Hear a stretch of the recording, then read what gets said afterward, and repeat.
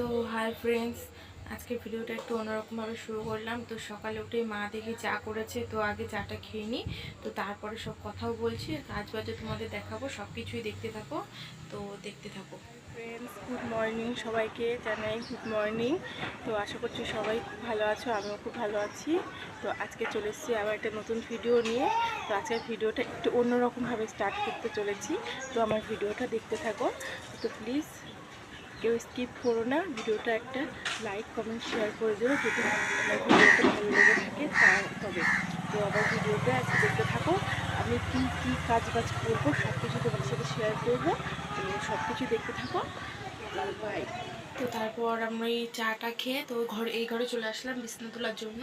তো দেখতে থাকো, আমি বিছানা তুলছি আর আমরা এই নিচে শুই, কারণ হচ্ছে আমার মেয়ে ছোট, ও একবার খাট থেকে পড়ে যাচ্ছিলো, তো ওর বাবা ওই জন্য খাটটা খুলে দিয়েছে। তো আমরা বললাম থাক, ও যবে হাঁটতে শিখবে তবেই আমি খাটটা লাগাবো, তো ওই জন্য নিচেই শুই।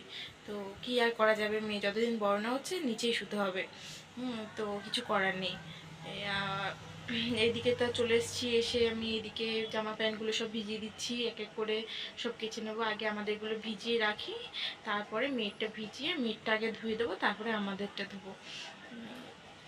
তো মেয়েরটা তো প্রত্যেকদিন কাচতেই হবে, তাছাড়া তোমাদের দাদা ভাইয়ের জামা প্যান্টও রেগুলারই কাচতে হয় আমাকে।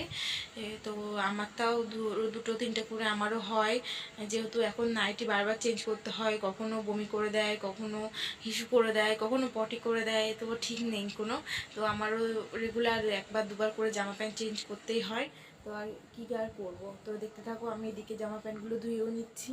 তো ধুয়ে টুয়ে নিয়ে এখনও অনেক কাজই আছে, তো আজকে ভাবলাম তোমাদের সাথে আমি কি কি কাজ করি সেগুলোই শেয়ার করি। আজকে আর কোনো রান্না বান্না কোনো কিছুই তোমাদের সাথে শেয়ার করতে পারলাম না। তো আজকে এই ভিডিওটাই তোমরা দেখো, তো আমি কি কি কাজবাজ করি। যেহেতু সবাই এই কাজবাজগুলো করে, আমিও জানি যে প্রত্যেকটা মেয়ে বা প্রত্যেকটা বই মানে সংসারে আর কি সব কাজ সামলেও এই কাজগুলো করে। তো আমিও দেখালাম যে আমিও কি কি কাজ করি। তো আমিও এই সব কাজ করি প্রত্যেক দিন সকালবেলায়। তো আজকে একটু আগে মানে চাটা খেয়ে নিয়ে তারপরে আমি কাজে লেগেছি, কারণ দেখলাম মা চা করা হয়ে গেছে, তো এবার চাটা যদি না খেয়ে নিই তো ঠান্ডা হয়ে যাবে। তো ওই জন্য আগে চাটা খেয়ে নিয়ে তারপরে ঘরটার, এখনও ঘরও মুছিনি, এবার আমি এই জামা প্যান্ট ধুয়ে দিয়ে তারপরে যাব ঘর মুছতে। আজকে একটু দেরি হয়ে গেছে উঠতে, 8টা বেজে গেছে উঠতে, কারণ মেয়ের জন্য না রাত্রে ঠিকঠাক ঘুম হয় না। তো তো এই সকালে উঠতে দেরি হয়ে যায়। আমি এমনিতে 6টাতেই উঠি বা 6:30-তে, কোনো দিন 7টাতেও, আজকে একটু দেরি হয়ে গেছে। তো তারপর আমি ওই দিকে ছাদ থেকে চলে এসেছি ঘরে এসে, এবার আমি ঘরটা মুছে নেব ভালো করে।